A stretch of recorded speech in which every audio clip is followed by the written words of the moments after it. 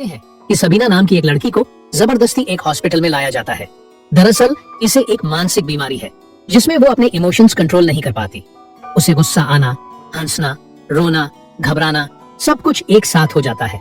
इसीलिए उसको इस हॉस्पिटल में लाया गया है और उसका इलाज यहाँ पर डॉक्टर कार्ल जुंग करेंगे। वो उस पर टॉकिंग मेथड का इस्तेमाल करना चाहते हैं। टॉकिंग मेथड के जरिए वो उसके अतीत की चीजों को बाहर निकालेंगे जो कि उसके अनकॉन्शियस माइंड में है। और इस मेथड को इमोशनल रिलीफ भी कहा जाता है, क्योंकि जब पेशेंट को घटना याद आती है तो इमोशनली उसको बहुत रिलीफ मिलता है, जिससे वो इस मानसिक बीमारी से बाहर आ सकती है। दरअसल ये पूरी की पूरी थ्योरी सिगमंड फ्रॉइड की है, लेकिन ये सिर्फ एक थ्योरी थी। इसीलिए दुनिया का कोई भी डॉक्टर इस मेथड को अपने पेशेंट्स के ऊपर इस्तेमाल नहीं करता, बल्कि सभी डॉक्टर अपने पेशेंट्स के ऊपर शॉक थेरेपी का इस्तेमाल करते हैं। लेकिन डॉक्टर कार्ल ये मेथड सबीना के ऊपर इस्तेमाल करना शुरू करते हैं और उसके सेशन के दौरान वो उसके पीछे बैठते हैं ताकि वो अपनी अतीत की गहराइयों में जाए तो वो उनकी वजह से डिस्ट्रैक्ट ना हो। असल में डॉक्टर कार्ल ये जानना चाहते हैं कि उसको ये मानसिक बीमारी क्यों हुई। अब वो उससे कई सवाल पूछते हैं, जिसके बाद डॉक्टर कार्ल को पता चलता है कि सबीना को ये मानसिक बीमारी उसके पिता की वजह से हुआ है। दरअसल सबीना जब मात्र 5 साल की थी तब उसकी जरा सी गलती के लिए उसके पिता उसको कपड़े उतारकर बहुत बुरी तरह से पीटते थे, जिसकी वजह से उसको काफी गुस्सा और रोना आया था। लेकिन ऐसा कई बार करने के बाद उसका सबकॉन्शियस माइंड इस तरह की सजा से एक्साइट होता था और उसको खुशी मिलती थी। इसीलिए बहुत छोटी उम्र से ही वो फिजिकल इंटीमेसी की ओर बढ़ने लगी। फिर जैसे जैसे वो बड़ी होती गई उसके पिता उसको सजा देते गए, जिसकी वजह से उसके दिमाग पर बहुत गहरा असर पड़ा और उसको ये मानसिक बीमारी हो गई। अब डॉक्टर कार्ल के इस ट्रीटमेंट से वो धीरे धीरे ठीक होने लगती है और वो पहले से काफी बेहतर हो जाती है और साथ ही वो बहुत ज्यादा पढ़ी लिखी भी होती है। इसीलिए डॉक्टर अपने काम में उसकी मदद लेना शुरू कर देते हैं और सबीना पेशेंट्स की रिपोर्ट चेक करके डॉक्टर को अपना राय देती है। और अब क्योंकि डॉक्टर कार्ल ने टॉकिंग मेथड से सबीना को काफी हद तक ठीक कर दिया था, इसीलिए अब वो दूसरे पेशेंट्स के ऊपर भी इसी टॉकिंग मेथड का इस्तेमाल करने लगते हैं। उसके बाद 2 साल बीत जाते हैं और अब डॉक्टर कार्ल पहली बार अपनी पत्नी के साथ सिगमंड फ्रॉइड से मिलने उनके घर जाते हैं, जिसने टॉकिंग मेथड की थ्योरी लिखी थी। फिर वो दोनों काफी घंटों तक एक दूसरे से बात करते हैं और काफी घंटों की डीप डिस्कशन के बाद डॉक्टर कार्ल को पता चलता है कि डॉक्टर सिगमंड फ्रॉइड के विचार उनसे पूरी तरह से अलग है। वो दूसरों की बात मानने के लिए बिल्कुल भी तैयार नहीं है, बल्कि वो दूसरों को अपनी बातों से प्रभावित करने की कोशिश करते हैं। इसके बाद हम देखते हैं कि सबीना बार बार डॉक्टर कार्ल से मिलती है। अब वो भी एक साइकियाट्रिस्ट बनना चाहती है, लेकिन बार बार मुलाकातों में उसे पता ही नहीं चलता कि वो डॉक्टर कार्ल की तरफ अट्रैक्ट हो गई है। फिर वो अपने दिमाग में बहुत सारी फैंटेसीज डॉक्टर कार्ल के साथ इमेजिन करती हैं। दरअसल उसका किसी के भी साथ रिलेशन नहीं था और उसके दिमाग में जो फैंटेसीज थी वो कार्ल के साथ पूरा करना चाहती थी।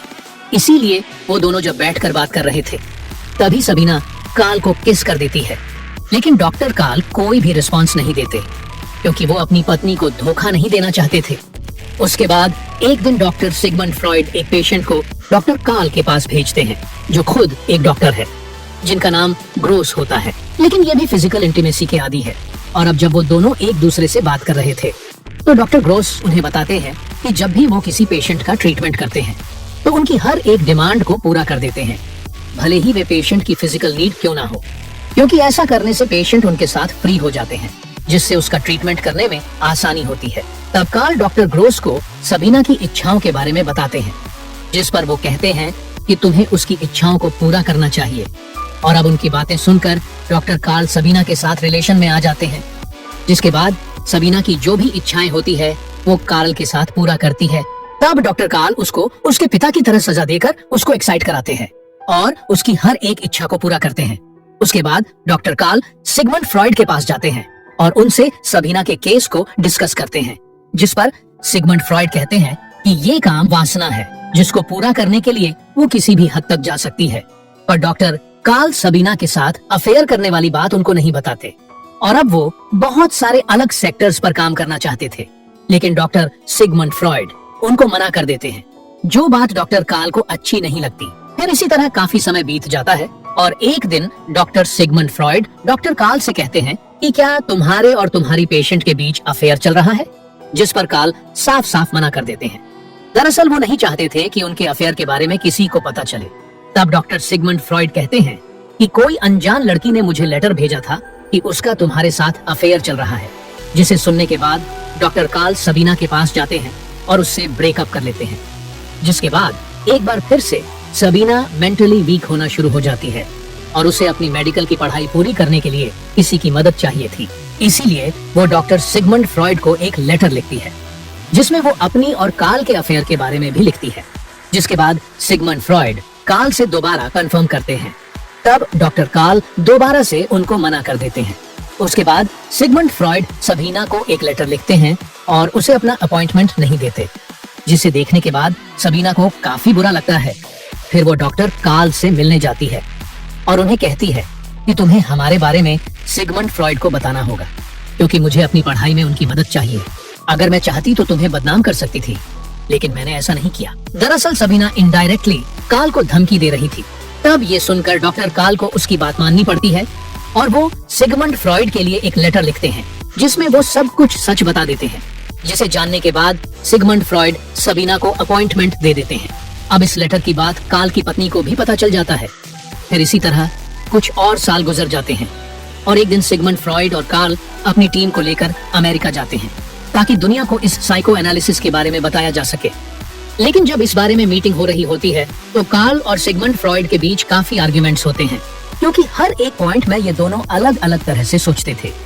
इसीलिए यहाँ से उन दोनों के रास्ते अलग अलग हो जाते हैं। दरअसल डॉक्टर कार्ल सिर्फ अपने पेशेंट का इलाज नहीं करना चाहते थे, बल्कि वो उन्हें सोचने की फ्रीडम भी देना चाहते थे, ताकि वो अपने फ्यूचर में कुछ भी अच्छा कर सके, जिस तरह से उन्होंने सबीना के केस में किया था। लेकिन डॉक्टर सिगमंड फ्रॉइड पूरी तरह से अलग सोचते हैं। वो इस बीमारी के इलाज को और भी ज्यादा डेवलप करना चाहते हैं और पेशेंट के ठीक होने के बाद उन्हें उससे कोई मतलब नहीं होता। और अब क्योंकि डॉक्टर सिगमंड फ्रॉइड और कार्ल के बीच कोई बातचीत नहीं होती, इसीलिए कार्ल का मानसिक संतुलन बिगड़ जाता है और उनके सोचने की शक्ति भी कमजोर हो जाती है और वो एक बार फिर से सबीना के साथ अफेयर शुरू करना चाहते हैं। लेकिन अब सबीना ने फैसला कर लिया था कि वो दूसरे शहर शिफ्ट हो जाएगी, क्योंकि वो जानती थी कि डॉक्टर कार्ल अपनी पत्नी को नहीं छोड़ेंगे। इसका मतलब ये है कि उनके रिश्ते का कोई फ्यूचर नहीं है। फिर दूसरे शहर में शिफ्ट होकर वो एक दूसरे रशियन डॉक्टर से शादी कर लेती है और एक साल बाद जब वो प्रेग्नेंट होती है तो वो डॉक्टर कार्ल और उसकी पत्नी से मिलने आती है। और कार्ल की पत्नी को उन दोनों के अफेयर के बारे में पता था, इसीलिए वो सबीना को कहती है कि तुम कार्ल को समझाओ ताकि वो अपने डिप्रेशन से बाहर आ सके। दरअसल अब वो मानसिक तौर से काफी कमजोर हो चुके हैं। तब ये सुनकर सबीना कार्ल के पास जाती है और उसको बताती है कि मेरे पेट में जो बच्चा है उसका पिता तुम ही हो। जिसे सुनकर कार्ल उसको बताते हैं कि मैं तुमसे बहुत प्यार करता हूँ, हालांकि मैंने तुम्हें कभी बताया नहीं, लेकिन यही सच है।